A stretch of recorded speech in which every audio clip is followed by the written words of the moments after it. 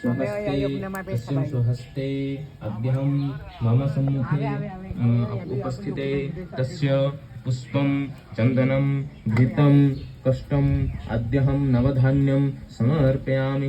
अद्यहम् अनन्ताय स्वाहा इदम् अनन्ताय।